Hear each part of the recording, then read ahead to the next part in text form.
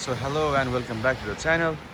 आज चाहिँ अब टक्क लाएर अब समर लगाइसकेको थियो भने मैले अस्ति भनेको थिएँ, तर यहाँ समर चाहिँ लगाएको छैन। As you guys can see होइन, अब पुरै स्नो भइरहेछ। अब अहिले मेरो काम पनि केही होइन, स्नो हटाउने हो होइन। साबेलहरू सबै त्यहाँ छ। म चाहिँ यसो दृश्य एउटा यस्तो खिचौँ भनेर चट्ट लाएर मर्निङ भ्लग हानौँ भनेर हो। चट्ट स्नो अलिअलि हटाइयो, यताउता गरियो, यताउताको माथि त भ्याइसक्यो मैले। यो सेक्सन क्लियर भइसक्यो, मान्छे हिँड्नलाई इजी भइहाल्यो। त्यहाँ पनि सर हानिदिइसकेँ। सो अब अरू सबै ठिकै छ होइन। टक्क लाएर म बिल्डिङ काम गर्ने यही हो, युनिभर्सिटी 114 114 एनिथिङ इज हाई।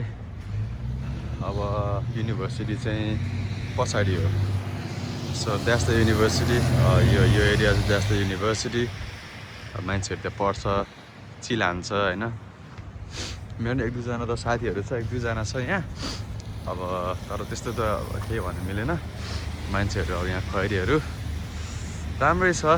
जे होस् यस्तो छ अहिलेको दृश्य, किनभने यहाँ चाहिँ अहिले केही पनि बनाएको छैन। यो जग्गा किन्छु भनेर सोचिरहेको छु म चाहिँ।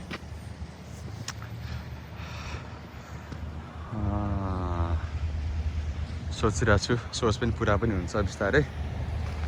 अब गाडीहरू गुडिरहेको छ, यताउता हुँदैछ। सो अहिले नि फेरि अब स्नो पनि फेरि पर्न थाल्यो, फेरि फरेज हुन थाल्यो होइन। फरेजहरू हुन थालिसक्यो फेरि फुर्र अलिअलि अलि सानो सानो गरेर। सो यहाँको लाइफस्टाइल यस्तै नै छ, ठिक छ, रमाइलो छ।